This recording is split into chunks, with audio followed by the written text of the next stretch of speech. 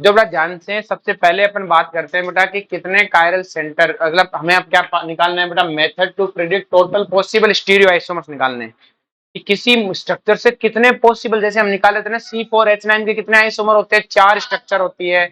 C5H11 वाले के कितने थे, 8। तो वो पॉसिबल स्ट्रक्चर थी ना। अब ऐसे स्टीरियो 3D में कितनी पॉसिबल है, 3D में कितने स्टीरियो पॉसिबल है, अब हमें वो निकालनी है। आर्य पास में कि किसी के 3 डायमेंशन में कितने पॉसिबल है स्ट्रक्चर, आर्य पास में। तो देखो 3D में पॉसिबल स्ट्रक्चर्स अगर आपको निकालने हैं तो आपको सबसे पहले निकालने के लिए आपको क्या देखना है कि case first when only chiral centre is present, जब सिर्फ आपका कायरल सेंटर प्रेजेंट हो, डबल बॉन्ड नहीं होना चाहिए। तो कायरल सेंटर भी एक स्टीरियोजेनिक एरिया है और डबल बॉन्ड भी एक स्टीरियोजेनिक एरिया है। मैं सिर्फ और सिर्फ कायरल सेंटर वाला ले रहा हूँ केस, कौन से ले रहा हूँ बेटा, कायरल सेंटर वाला। अब उस कायरल सेंटर वाले में भी अपने पास एक कंडीशन है बेटा। तो कंडीशन क्या है कि आपकी जो स्ट्रक्चर है बेटा वो क्या होनी चाहिए, अनसिमेट्रिकल होनी चाहिए। क्या होनी चाहिए, देखो यहाँ अनसिमेट्रिकल का मतलब क्या है, when A compound is unsymmetrical. इस अनसिमेट्रिकल में मतलब क्या, ध्यान से समझो बेटा कि 2D स्ट्रक्चर अनसिमेट्रिकल होनी चाहिए। कौन सी स्ट्रक्चर है, 2D, 3D नहीं। 3D तो निकालने मुझे, तो आपको एक 3D डायमेंशन दिया उसको नहीं देखना है। जैसे आप इसको देखोगे तो बच्चे को क्या लगता है कि सर ये सिमेट्रिकल है, नहीं है सिमेट्रिकल। आप अगर बीच में खड़े हो जाओ तो बीच में खड़े हो जाओ तो ऊपर वाले कार्बन पे H और OH, नीचे वाले पे H और OH, इससे ऊपर वाले पे, उससे नीचे। क्या बीच में खड़े होने के बाद दोनों तरफ सेम चीज दिख रही है क्या, इसका मतलब ये अनसिमेट्रिकल है 2D में। किसमें, 3D नहीं देखना है हमारे पास में। इसी तरह ये इसकी बात करूं तो क्या ये सिमेट्रिकल है कि अनसिमेट्रिकल है, लेकिन मैं बीच में खड़े हो जाओ, ये 3D में दिख रहा है बेटा, देखो मत, समझो इसे कि बीच में खड़े हो जाओ, ऊपर कार्बन, नीचे उस कार्बन पे OH और H, इस कार्बन पे OH और उससे ऊपर है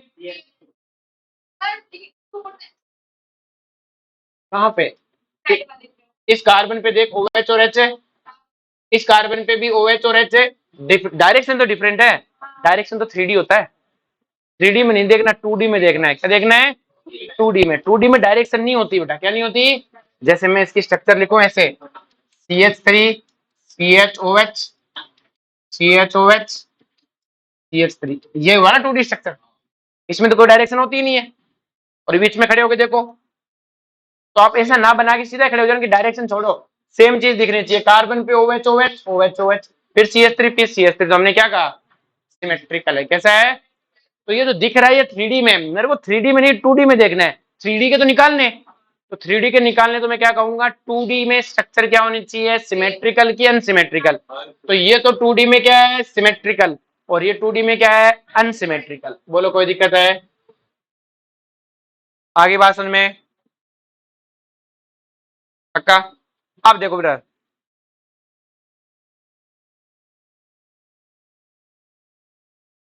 सबसे पहले हमें निकालना है total number of stereo isomers. क्या निकालने हैं, total number of stereo. Total stereo isomers में ऑप्टिकल, ज्योमेट्रिकल सब आते हैं बेटा। तो टोटल स्टीरियो आइसोमर होते हैं 2 की पावर n। क्या उतना होते हैं, और n बेटा स्टीरियोजेनिक एरिया है। n क्या है बेटा, स्टीरियोजेनिक। और किसके लिए निकालना सिखा रहा हूँ, अनसिमेट्रिकल के लिए। किसके लिए निकालना सिखा रहा हूँ, अनसिमेट्रिकल। किसमें, 2D में। तो मैंने इसको लिख दिया x, क्या लिख दिया x। फिर अगर उसमें पूछे कि टोटल ऑप्टिकल कितने, तो टोटल ऑप्टिकल है 2 की पावर n। टोटल ऑप्टिकल कितने हैं, 2 की पावर n। ये हमारे क्या है बेटा, optical isomer. Optically active isomers होते हैं ना लास्ट में, ज्योमेट्रिकल के बाद आता है। तो ऐसे ऑप्टिकल आइसोमर, एक्टिव आइसोमर कितने, 2 की पावर है n। सेम अनसिमेट्रिक में जितने टोटल स्टीरियो होते हैं सारे के सारे ऑप्टिकली एक्टिव होते हैं, क्योंकि अनसिमेट्रिक होना चाहिए ना ऑप्टिकली एक्टिव के लिए, स्ट्रक्चर वो है।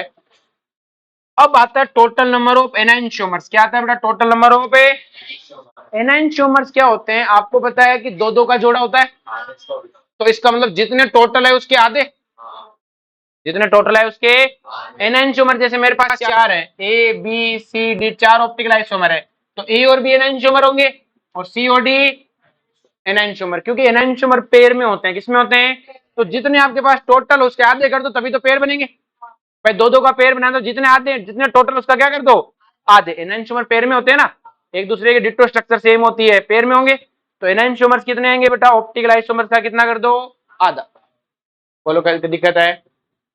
फिर आता है रेसिमिक मिक्सर कितने बनेंगे, तो आपको पता है कि एनाइंशोमर का मिक्सर ही क्या बनाएगा, तो जितने एनाइंशोमर्स होंगे उतना ही क्या बनेगा, उतने टाइप का मिक्सर बनेगा, और उतने टाइप का मिक्सर बनेगा तो उतने क्या बनेंगे, रेसिमिक मिक्सर। क्या बनेंगे, क्या बात समझ में आई बेटा। नेक्स्ट वन बात करते हैं टोटल नंबर ऑफ डायस्टीरियोमर्स, किसकी बात करते हैं, डायस्टीरियोमर्स कैसे निकालना है। देखो बेटा हमें पहले निकालना है टोटल पॉसिबल पेयर, हमें देखना है कि दो दो का कितने जोड़े बन सकते हैं, और उन जोड़ों में से एनाइंशोमर्स को हटा देना है। किसको हटा देना है, बचे हुए सारे डायस्टीरियोमर्स। तो हमें टोटल कितने हैं बेटा, एक्स है, टोटल कितने हैं, एक्स। तो हम क्या लिखेंगे, एक्स सी टू, दो दो का पेयर बनाना है, कल सिखाया था ना एन सी टू, तो वो X C two, X C two का मतलब है टोटल एक्स में से दो दो के कितने पेयर बन सकते हैं, एक्स सी टू, और उसमें से नंबर ऑफ एनाइंशोमर को क्या कर देना, माइनस। अब देखो अनसिमेट्रिकल में नहीं आएंगे ना, उसमें आएंगे, सिमेट्रिकल में मीजो बोलते हैं।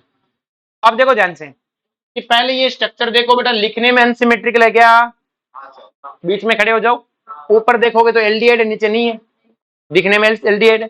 कितने कायरल सेंटर है, कितने कायरल सेंटर है, स्टीरियोजेनिक एरिया कितने, तीन, एन की वैल्यू कितनी होगी, तीन, और हमने कहा लिखने में 2D में अनसिमेट्रिकल है, तो सबसे पहले टोटल स्टीरियो आइसोमर्स कितने होंगे, 2 की पावर 3, कितने हुए, 8।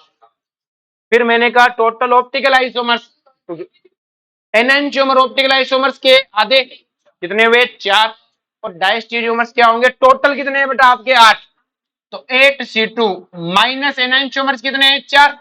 अब 8C2 को सोल्व करेंगे तो क्या आएगा बेटा, 8 into 7 into 6 factorial divided by 2 factorial into कितना आ जाएगा बेटा, 28, और 28 में से 4 चले गए मतलब क्या बने, 24। कि टोटल मेरे पास जो 8 आइसोमर्स हैं उनके दो दो के कितने जोड़े बनेंगे, 28 बार जोड़े बन सकते हैं। उन 28 जोड़ों में से 4 तो एनाइंशोमर है, 4 तो क्या है, बाकी बचे हुए सारे डायस्टीरियोमर्स। और डायस्टीरियोमर्स एक क्या होते हैं, एक दूसरे के ज्योमेट्रिकल आइसोमर्स। क्या होते हैं बेटा, ज्योमेट्रिकल आइसोमर्स, आई बस में। और एनाइंशोमर्स क्या होते हैं, एक दूसरे के ऑप्टिकल आइसोमर्स। ठीक है, तो 4 एनाइंशोमर है मतलब कितने हुए, 8, 4 एनाइंशोमर मतलब कितने हुए, 8, क्लियर। 8 तो ऑप्टिकल आइसोमर से फिर जोड़े बनाऊं तो कितने जोड़े बनेंगे बेटा, 28 बनेंगे। उन 28 जोड़ों में से 4 जोड़े तो क्या है, एनाइंशोमर्स, और बाकी 24 हमारा रिलेशन कैसा आएगा, डायस्टीरियोमर्स का। कैसा आएगा, इस स्ट्रक्चर को देख के बताओ लिखने में सिमेट्रिकल है कि अनसिमेट्रिकल, कितने सेंटर है बेटा, 2, तो टोटल स्टीरियो आइसोमर्स कितने आएंगे, 4, ऑप्टिकल आइसोमर कितने आएंगे, 4, एनाइंशोमर कितने आएंगे, 2, रेसिमिक भी कितने आएंगे, 2, डायस्टीरियोमर क्या आएंगे टोटल कितने, 4, तो 4C2 माइनस एनाइंशोमर, और 4C2 होता है 6, 6 माइनस 2 मतलब 4, 4 बार क्या बनेंगे बेटा आपके डायस्टीरियोमर्स। आगे बात में अगर मैं कहूं if A molecule unsymmetrical in 2D it's have 4 stereogenic area, के पास कितना स्टीरियोजेनिक एरिया है, 4, तो आप क्या लिखोगे, टोटल स्टीरियो आइसोमर्स क्या होंगे, 2 की पावर n, तो 2 की पावर n कितना हो गया बेटा, 4, 4 कितना हुआ बेटा, 16, ऑप्टिकल आइसोमर भी 16, एनाइंशोमर कितने हुए, 8, और डायस्टीरियोमर क्या हो गया, 16C2 माइनस एनाइंशोमर, और ये टोटल आएंगे बेटा 120 में से 8 गए कितने बचेंगे, 112। सोल्व कर लोगे इसको। अब नेक्स्ट है बेटा कि आपका मॉलिक्यूल सिमेट्रिकल हो, आपका मॉलिक्यूल क्या हो, इसमें 2D में, 2D में क्या हो, सिमेट्रिकल। अगर वो 2D में सिमेट्रिकल है तो दो केस बनने हैं, एक तो बनना है इवन का, किसका बनना है, और एक बनना है ओड का, एन जो आपका स्टीरियोजेनिक एरिया इवन और ओड। अगर इवन हुआ तो उसमें ऑप्टिकल आइसोमर्स होंगे 2 की पावर n-1, 2 की पावर है 1। अब इवन में ऑप्टिकल आइसोमर्स होंगे, और जो सिमेट्रिकल होता है ना उनमें पीओएस भी लग सकती है, और पीओएस लग सकती है तो क्या आएगा, मीजो। तो उसमें मीजो कितने होते हैं बेटा, 2 की पावर n/2-1, 2 की पावर n/2-1। ये भी बेटा आपका स्टीरियो है, ये भी स्टीरियो है, तो total stereo optical plus meso का सम आएगा। कि सर इससे ऊपर वाले में क्यों नहीं आया, क्योंकि ऊपर वाला अनसिमेट्रिकल था, अनसिमेट्रिकल में प्लेन ऑफ सिमेट्री हो ही नहीं सकती, और मीजो के लिए प्लेन ऑफ सिमेट्री होना चाहिए, वो सिमेट्रिकल में पॉसिबल है। तो इतने केस बार मीजो बनेगा, इतनी बार ऑप्टिकल, तो टोटल क्या आएगा दोनों का सम, 2 की पावर n-1 प्लस टू की power n by two minus one. Clear है? अब बात आती है बेटा जब n ओड हो तो ऑप्टिकल आइसोमर देखो कितने हैं, टू की power n minus one minus two की power n minus one divided by two. आगे बात में मीजो कितने होंगे, ये इतने मीजो होंगे। आगे बात में, और जब टोटल निकालने जाऊंगा तो दोनों को जोड़ूंगा तो ये कट जाएगा, तो टोटल कितना आएगा। तो देखो जब n ओड में जितने टोटल है उतने तो इसके ऑप्टिकल है। आगे बात में, और मीजो अलग से मीजो। अब कई बार बच्चों तुम्हारे कंफ्यूजन हो जाता है कि सर n बाई टू लेना है कि n minus one by two लेना है। तो देखो ओड वाले में तो आप n बाई टू ले ही नहीं सकते ना, फ्रैक्शन में आ जाएगा। अगर n हुआ ओड तो n बाई टू तो हो ही नहीं सकता क्योंकि फ्रैक्शन में आ जाएंगे, फ्रैक्शन में नहीं चलेंगे। हमारी बात में तो ओड वाले में आपको n minus one divide by to कर सकते हो तभी डिवाइड होगा, और इवन वाले में डायरेक्ट n बाई टू हो सकता है। तो याद हो जाएगा n बाई टू तो इवन वाले में आएगा और n minus one divide by two odd वाले में। आगे बात में मेनली तो आपको टोटल वाला फॉर्मूला याद होना चाहिए। कौन सा याद होना चाहिए, टोटल। ज्यादा काम यही आएगा ना। अब जैसे हमारे पास तीन है, कितने स्टीरियो, पहले देखो सिमेट्रिकल है क्या लिखने में, 2D में स्ट्रक्चर है क्या, बीच में खड़े हो जाओ। OHH OHH ये 2D में देखना है, 3D में नहीं। तो 2D में क्या है बेटा, सिमेट्रिक। अब 2D में सिमेट्रिकल है तो टोटल स्टीरियोजेनिक एरिया कितना है, तीन है। इसका मतलब ओड है तो ऑप्टिकल आइसोमर क्या होंगे, टू की पावर n माइनस वन, और ओड में n minus one divide by to. n की वैल्यू रख के सोल्व किया तो टोटल ऑप्टिकल आइसोमर कितने आए, दो। इसमें रखा तो आपके n की वैल्यू, तो मीजो कितने आए, दो। तो ऑप्टिकल प्लस मीजो कितने आए, चार। और अगर एनांशोमर पूछे तो ऑप्टिकल का आधा, एक। और डाया निकालने का तरीका वही है बेटा, टोटल कितने हैं, चार। तो 4C2 माइनस एनांशोमर कितने हैं, वन। सोल्व कर दोगे। ये बताओ लिखने में स्ट्रक्चर कैसी है बेटा, सिमेट्रिकल है। यहाँ से लिखने में सिमेट्रिकल है। तो कितने स्टीरियोजेनिक एरिया है, दो। दो है इसका मतलब इवन। इवन में ऑप्टिकल क्या होता है, टू की power n minus one. Meso क्या होता है, टू की power n by two minus one. और टोटल क्या होते हैं, दोनों का सम। एनांशोमर क्या होंगे, ऑप्टिकल का आधा। डाया क्या होंगे, टोटल जितने, टोटल कितने, तीन। तो 3C2, टोटल के दो के पेयर बनाने, 3C2 माइनस एनांशोमर। नेक्स्ट मैंने बेटा when double bond is present. अगर मुझे डबल बॉन्ड भी तो एक स्टीरियोजेनिक एरिया है, तो सिर्फ डबल बॉन्ड की वजह से पता करने, सिर्फ किससे पता करने, डबल बॉन्ड से। तो कैसे पता करूंगा, हमारे पास में तो सिर्फ डबल बॉन्ड से पता करने हैं। तो बेटा टोटल ज्योमेट्रिकल आइसोमर्स होते हैं वो किसके बराबर होते हैं बेटा, स्टीरियो आइसोमर। और वही फॉर्मूला है बेटा, वहां पर भी टोटल का फॉर्मूला क्या था, टू की पावर n। यहाँ पर भी फॉर्मूला क्या है, टू की पावर n। बोलो कोई दिक्कत है, लेकिन यहाँ पे हम वो फॉर्मूला नहीं निकालते बेटा, ऑप्टिकल आइसोमर्स होते ही नहीं इनके, डबल बॉन्ड से तो ज्योमेट्री आती है ना, तो सिर्फ ज्योमेट्रिकल आइसोमर निकालेंगे। देखो दोनों का फॉर्मूला वही है, टू की पावर n। अब आता है बेटा अगर सिमेट्रिकल हो स्ट्रक्चर, अगर स्ट्रक्चर कैसी हो बेटा, सिमेट्रिकल, तो क्या करोगे। तो सिमेट्रिकल में इवन में फॉर्मूला यही था, टू की power n minus one plus two की power n by two minus one. Total का यही था, इसका भी यही है। क्लियर है। अब इसके अंदर टोटल का फॉर्मूला तो टू की पावर n माइनस वन था, लेकिन आपको याद करो ऑप्टिकल का फॉर्मूला यही था, यहाँ माइनस की जगह प्लस कर दो। ऑप्टिकल फॉर्मूले माइनस की जगह प्लस, ऐसे याद रखना है। तो आपको ओड के केस में टोटल ज्योमेट्रिकल आइसोमर आ जाएंगे कब, जब स्ट्रक्चर सिमेट्रिकल हो, जब स्ट्रक्चर क्या हो, सिमेट्रिकल। आगे बात समझ में। नेक्स्ट केस है केस थर्ड, जब कायरल सेंटर और डबल बॉन्ड दोनों ही प्रेजेंट हो। कायरल सेंटर की वजह से ऑप्टिकल आ रहे होंगे, डबल बॉन्ड की वजह से भी आ रहे होंगे, तब आप कहां जाओगे। सारी बात में उस केस के अंदर अपन क्या करते हैं बेटा, कि सिंपल है। अनसिमेट्रिकल केस में तो टेंशन ही नहीं है, अनसिमेट्रिकल में टोटल फॉर्मूला क्या है, टू की पावर है। तो अनसिमेट्रिकल तो हमेशा टू की पावर एन है, अकेले कायरल सेंटर में भी, अकेले ज्योमेट्रिकल में भी, और दोनों में भी टू की पावर एन। सिमेट्रिकल में अब क्या करें, तो सिमेट्रिकल में देखो सिंपल सी लाइन है, जिसकी लाठी उसकी भैंस। तो सिंपल सी कहानी है, जो बीच में होगा ना उसी का फॉर्मूला यूज कर लेना।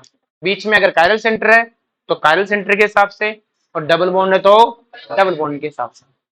आर जिसकी लाठी उसकी भैंस। जैसे बेटा ये है क्या बेटा, ये पहले देखो ये मॉलिक्यूल सिमेट्रिकल है कि अनसिमेट्रिकल है, बीच में कौन है, डबल बॉन्ड। तो डबल बॉन्ड वाला फॉर्मूला यूज करना है। अब कितने स्टीरियोजेनिक एरिया हैं, एक दो तीन, तो ओड है। तो डबल बॉन्ड में और के लिए फॉर्मूला क्या था, 2n-1 plus 2n-1 divide by 2।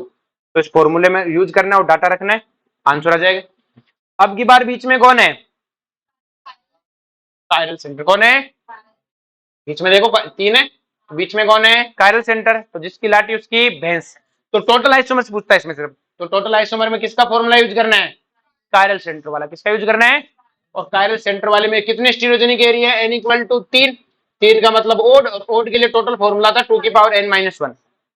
Total formula क्या था, 2n-1। कायरल वाला यूज करना है, तो जिसकी लाठी उसकी भैंस।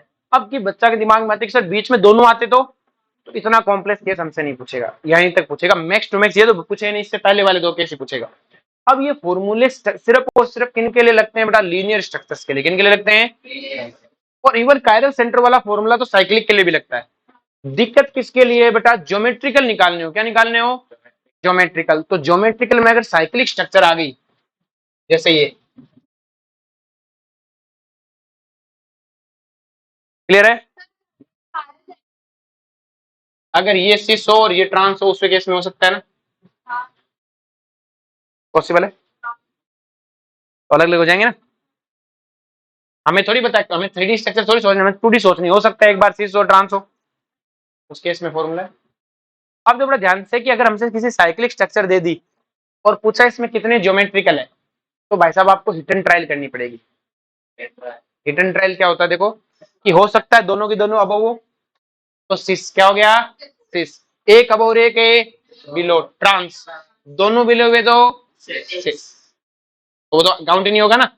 तो अगर आपको साइक्लिक स्ट्रक्चर का ज्योमेट्रिकल निकालना है तो क्या करना पड़ेगा, हिट एंड ट्रायल। क्या करना पड़ेगा, हिट एंड ट्रायल। एज्यूम करो दोनों अबव, एक बिलो, दोनों अबव, ऐसे करते हैं। साइक्लिक स्ट्रक्चर पे नहीं लगाएंगे, किस पे नहीं लगाएंगे, क्या नहीं, आपको सोचना है बेटा ये चीज। देखो वो पूछ ही रहा है कितने पॉसिबल 3D बना सकते हो। अगर वो एक 3D दे भी रहा है तो आपको दूसरी पॉसिबल भी सोचनी है कि दोनों अबो वाला दिया तो क्या बिलो वाला भी हो सकता है, एक अबो एक बिलो हो सकता है। दोनों बिलो हुआ तो हमने कहा अलग ही बात हो, नहीं है खाली है बट है। अब नई चीज पढ़नी है, डीएल नोमेनक्लेचर। क्या पढ़ना है, देखो इसके ज्यादा क्वेश्चन नहीं आएंगे, अभी क्वेश्चन कराऊंगा ना, MS वन करना, उसके क्वेश्चन करोगे तो स्टीरियो आइसोमर तुम्हें फॉर्मूले देके लगेंगे, बहुत छोटे छोटे क्वेश्चन होते हैं, फटाफट हो जाएंगे। नेक्स्ट में डीएल नोमेनक्लेचर। क्या है बेटा, डीएल नोमन, ये भी नोमेनक्लेचर है, capital D and A capital L. ये नोमेनक्लेचर बायो वालों की देन है, किसकी देन है, बायो वालों की, बायोमोलिक्यूल्स में काम आता है। तो डीएल नोमेनक्लेचर देखो कैसे है कि डीएल नोमेनक्लेचर फॉर कार्बोहाइड्रेट, ये किसके लिए बेटा, carbohydrate. There are not direct relation between and, तो स्मॉल डी और स्मॉल एल पढ़ाया था ना, डेक्स्ट्रो रोटेटरी और लीवो रोटेटरी, उसका कोई रिलेशन नहीं है कैपिटल डी और कैपिटल एल से, आपस में कोई उठना बैठना नहीं। स्मॉल डी एल अलग होता है, कैपिटल डी एल तो नॉमेनक्लेचर है, जबकि ये लाइट का घुमाने का नेचर है, ये एक्सपेरिमेंटल है, ये तो नाम है, ये तो क्या है, नाम आर एस की तरह। आर एस का भी मतलब ये नहीं लाइट को लेफ्ट मंगवाएगा, आर का मतलब है राइट वाइज क्लॉकवाइज। आपने क्लॉकवाइज किया है, लाइट को क्लॉकवाइज की ऐसी कोई गारंटी नहीं है। ऐसा नहीं कि किसी कोई आ रहा है तो किसी ने तो क्लॉकवाइज घुमाएगा लाइट को ना, आप घुमे थे क्लॉकवाइज नाम निकालने के लिए। अब देखो बेटा इसमें क्या होता है कि this nomenclature is applied when structure written in a Fischer projection. तो पहले बताओ डीएल कब लिखोगे, जब स्ट्रक्चर किसमें होनी चाहिए बेटा, फिशर प्रोजेक्शन। आई बात समझ में। दूसरी बात देखो ध्यान से, मेन फंक्शनल ग्रुप, जो मेन फंक्शनल ग्रुप है वो क्या होना चाहिए, return eight the top. Main functional group हमेशा बेटा फिशर प्रोजेक्शन में कहा होना चाहिए, टॉप पे लिखा होना चाहिए। आगे बात समझ में। उसके बाद सारे कार्बन चेन वर्टिकल होने चाहिए, सारे कार्बन चेन कहां होने चाहिए, वर्टिकल। तो main functional group at the top and all carbon are vertical axis, सारे कार्बन कहां होने चाहिए। अब अगर लास्ट कायरल सेंटर, स्ट्रक्चर का लास्ट कायरल सेंटर देखना है, अगर वो लेफ्ट साइड में है तो एल और राइट साइड में है तो डी, तो याद होगा लेफ्ट वाला एल और लास्ट वाला एल। तो लास्ट कायरल सेंटर का OH, लास्ट कायरल सेंटर का, अगर लेफ्ट में तो एल, राइट में तो डी, और डी और एल एक दूसरे की मिरर इमेज होती है। डी और एल एक दूसरे क्या होती है, जैसे मैं तुम्हें कहूं कि ये ग्लूकोज है बेटा, ये किसकी स्ट्रक्चर है? ग्लूकोज की। बायोमोलिक्यूल चैप्टर पढ़ाऊंगा तब ये स्ट्रक्चर बनाना भी सिखाऊंगा कैसे है केमिस्ट्री में बायोमोलिक्यूल्स है। तो इसका नाम है बेटा ग्लूकोज। क्या नाम है? ग्लूकोज। तो इस ग्लूकोज में देखो कि सारे कार्बन वर्टिकल एक्सिस पर है, मेन फंक्शनल ग्रुप कहां पर है? टॉप पर। नंबरिंग ऐसी होगी। तो लास्ट कायरल सेंटर यही है बेटा, ये तो कायरल नहीं है। और लास्ट कायरल सेंटर का ओवेच कहां है? राइट में। तो इसका नाम हो गया डी ग्लूकोज। अब अगर इसका एल बनाना है तो क्या करें? इसका ओवेच क्या कर दो बेटा? लेफ्ट में। तो ये स्ट्रक्चर क्या होगी बेटा? एल स्ट्रक्चर, क्योंकि इसका ओवेच क्या है? लेफ्ट में। लेकिन ये ग्लूकोज नहीं है, क्योंकि ग्लूकोज वो है बेटा जिसका सेकंड ओवेच, फोर्थ ओवेच और फाइव ओवेच एक दूसरे क्या रहे बेटा? Same side. आपने तो पलट दिया। अकेला थर्ड ऑपोजिट रहना चाहिए। ये कुछ है लेकिन ये ग्लूकोज नहीं। एल है मैं कह सकता हूं, पर ग्लूकोज नहीं है। क्या नहीं है? तो किसर फिर हम कैसे बनाएं? तो अगर आपको ये पता है कि ये डी ग्लूकोज है, तो इसका जो आपको अगर एल लाना है तो इसकी मिरर इमेज लो, पूरी पूरी मिरर इमेज होगी। अब देखो बेटा इसका लेफ्ट वाला कहाँ है? ओएच कहाँ है? लेफ्ट में। तो आपको वो देगा कि ये डी ग्लूकोज है तो एल ग्लूकोज क्या है? पूरे की मिरर इमेज बना दो। पूरे की क्या बना दो? देखो पूरे की मिरर इमेज बनाई गई है। जैसे मुझे कोई कहे कि ये आपके पास डी गलेक्टोज है, ये गलेक्टोज है, तो मैंने कहा कौन सा गलेक्टोज है? ये डी है। कौन सा है? आखिरी देखो, आखिरी ओएच कहां पर है? लेफ्ट में।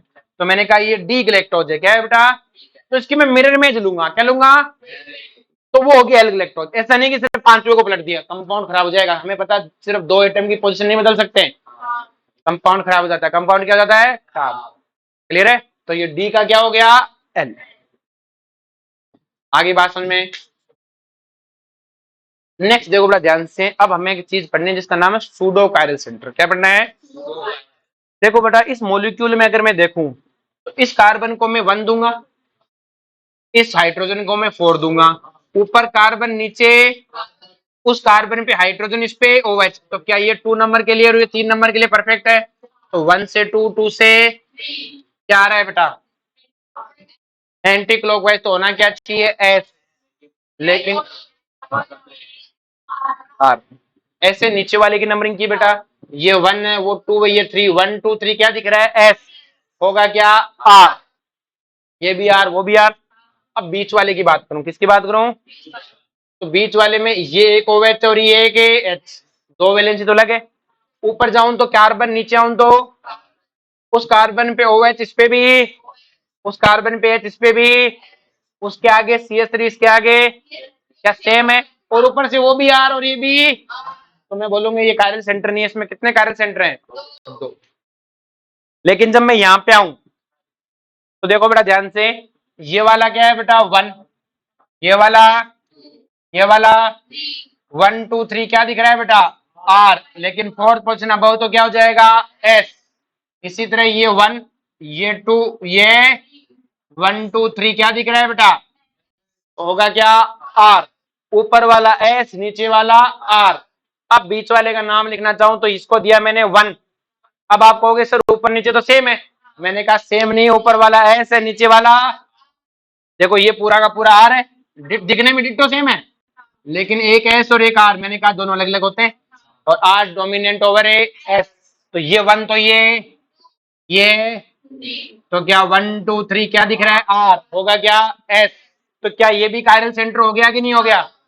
अब ये कायरल सेंटर को हम बोलते हैं सूडो कायरल सेंटर। दूसरों के ऊपर डिपेंडेंट है, दूसरों के ऊपर है डिपेंडेंट है। अगर ये अपनी पोजीशन बदल ले तो ये भी खत्म हो जाएगा।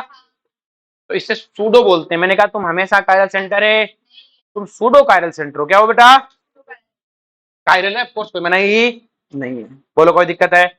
अब एक चीज बताओ, क्या इस मॉलिक्यूल में प्लेन ऑफ सिमेट्री दिख रही है कि नहीं दिख रही? इससे प्लेन ऑफ सिमेट्री दिख रही है। तो पीओएस भी है और एक से ज्यादा कायरल सेंटर और पीओएस भी है, तो इसे क्या बोलते हैं? Meso compound. क्या बोलते हैं? अब हमने जो मीजो पढ़े वो तो कायरल होते थे, लेकिन ये मीजो कायरल है। सर कैसे? कि जैसे मैं प्लेन ऑफ सिमेट्री लगाऊंगा तो इसकी मिरर इमेज ये बन के एक दूसरे को कैंसिल आउट कर रहे हैं। इसकी कहां है? इसको कोई कैंसिल आउट करने वाला है क्या? दोबारा मिटा के दिखा देता हूँ थोड़ा सा।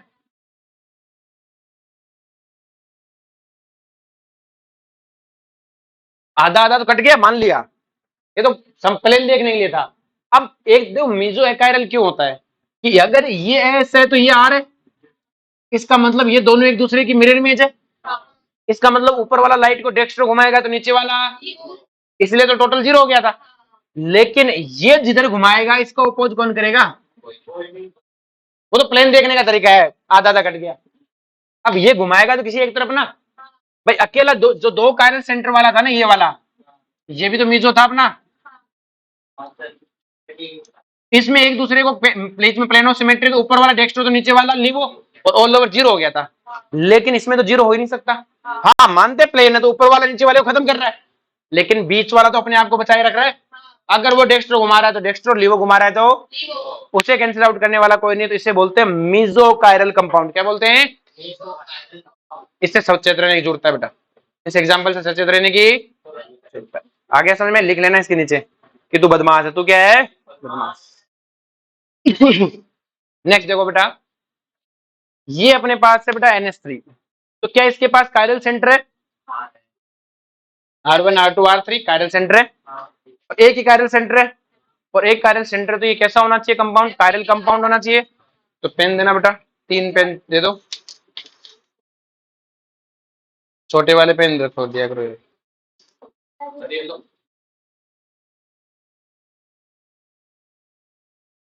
ये जमा कर लिया अपन ने, ये ले तो तेरा रख ले।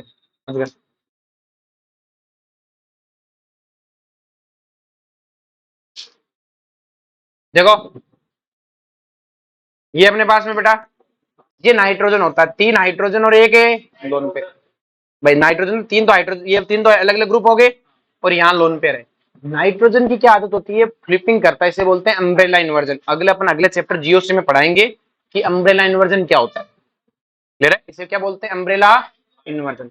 देखो अम्ब्रेला इन्वर्जन क्या होता है ध्यान समझो, जैसे ये अपने पास मॉलिक्यूल है, ये फ्लिप करता है बेटा, क्या करता है, फ्लिप, क्लियर, ऐसे है, कुछ देर बाद में देखो ऐसे है, कुछ देर बाद में ऐसे हो जाता है, कंटिन्यूसली ऐसा होता रहता है।